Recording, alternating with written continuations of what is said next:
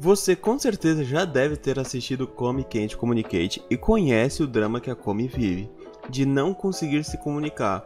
Mas você sabe de quem ela herdou isso? Ou melhor, você conhece a história dos pais dela? Fica nesse vídeo que eu vou contar tudo, inclusive desde quando eles se conheceram até quando começaram a namorar. Em Komi Can't Communicate, nós vimos o drama que é não conseguir se comunicar com as pessoas. Porém, isso não começou na Komi, como muitos de vocês devem pensar. Na verdade, isso ela herdou do seu pai. Sim, o pai da Komi tem problema de se comunicar também. E hoje vou contar para vocês a história de como ele, o Masayoshi, pai da Komi, conquistou a Shuko, a mãe da Komi. Mas só depois de vocês me conquistarem clicando nesse joinha e se inscrevendo. Fazendo isso, vocês vão ficar por dentro desse universo maravilhoso e de outros diariamente aqui. Então não deixa para depois, já se inscreve, ativa o sininho para não esquecer. Brigadão de coração, com vocês a gente vai muito, mas muito longe. E agora sim, bora conferir essa história que vocês vão se surpreender. Gente, para começar a contar essa história, primeiro eu tenho que ressaltar que essa é uma história dos pais da Komi e de como eles se conheceram. Não acho que a Komi está com outra pessoa ou coisa do tipo. Eu falo isso porque a mãe da Komi é muito, mas muito parecida com a Komi, praticamente igual, então pode acabar confundindo algumas pessoas.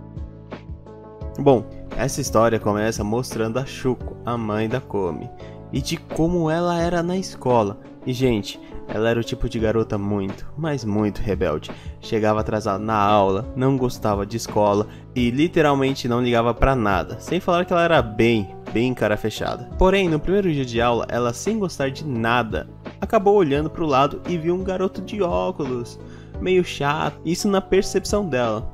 Só que quando ela começou a reparar no que ele estava fazendo, ela se surpreendeu, porque ele estava com os livros literalmente em pé, para que o professor não visse o que ele estava fazendo. E o que ele estava fazendo era brincar de origami. E aquilo, por algum motivo, fez o coração frio daquela garota acelerar. E ali, gente, ali era o começo de tudo. Acabou passando mais alguns dias e justo em um dia de chuva, a Shuko, enquanto ia para a escola, esqueceu o guarda-chuva. E nesse caminho ela viu um gatinho em uma caixa escrito: "Por favor, me levem para casa". Na hora ela pensou que tipo de ser humano conseguiria abandonar um gatinho e até cogitava levar o gatinho para casa dela. Só que ela lembrou que não tinha condições para isso. E justo nessa hora o Masayoshi chega com umas madeiras e acaba construindo uma cabana para aquele gatinho. Ou seja, ele literalmente levou a casa para o gatinho. Só que quando ele construía, ele deixou o guarda-chuva no chão. E quando terminou de construir, ele simplesmente saiu correndo, deixando o guarda-chuva dele ali.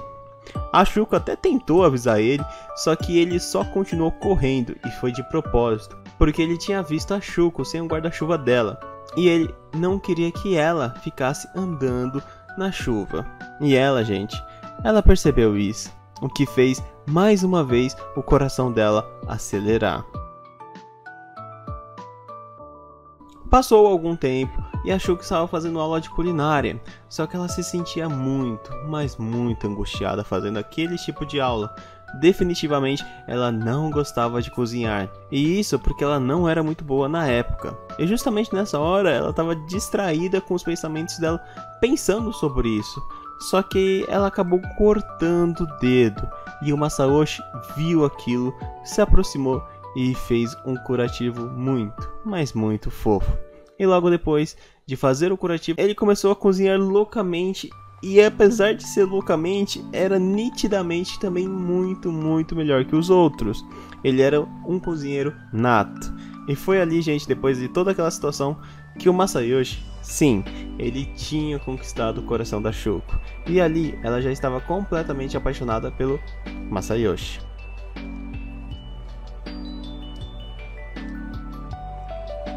Um ano se passou desde que a Shuko havia conhecido o Masayoshi, e ela estava determinada a chamar ele para sair. Então ela pediu para ele ficar depois da aula, porque queria falar algo muito, mas muito importante com ele. Só que ela ainda assim estava muito preocupado com a aparência dela, mais específico a franja dela, e nisso acabou demorando 1 hora no banheiro, só para se arrumar. Isso junto com as amigas dela que estavam ali para apoiar ela. Depois de se preparar, ela foi se encontrar com Masayoshi.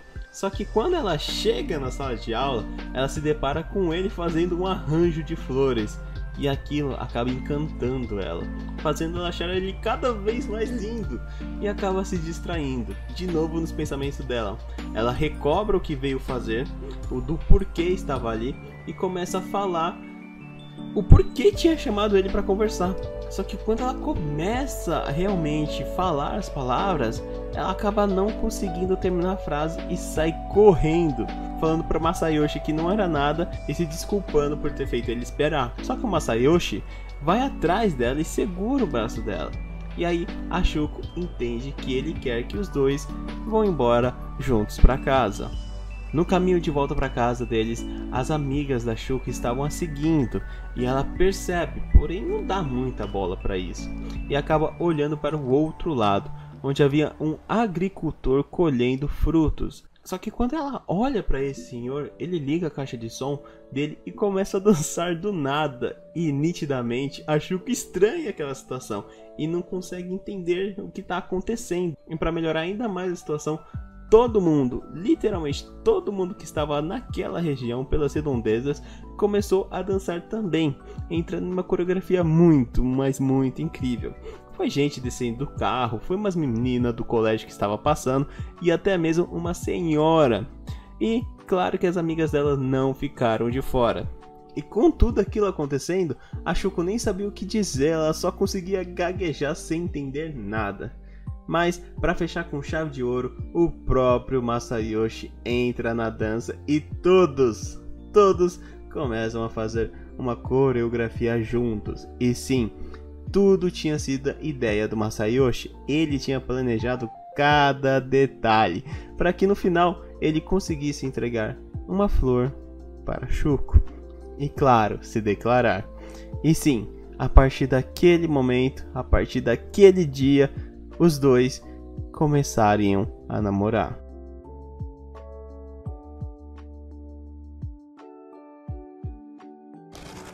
E como eu disse no começo, galera, a Komi herdou sim os problemas de comunicação do pai.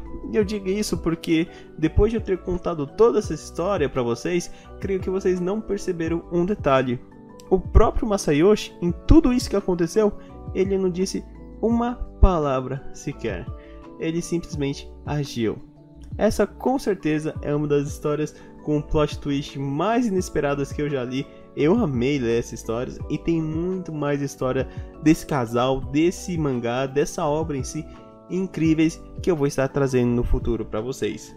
Mas sabe o que não vai ser plot twist? Esse like que com certeza você vai deixar aí embaixo junto com a sua inscrição. E eu peço isso para vocês, para que vocês não percam nada desse mundo maravilhoso que é Komi Candy Communicate. E se acha que a história desses dois acabou, se liga nas próximas semanas que tem muito mais história para eu contar para vocês. Então não esquece de ativar o sininho e claro, ficar de olho aqui no canal. Bom gente, eu vou ficando por aqui. Se cuidem e até a próxima.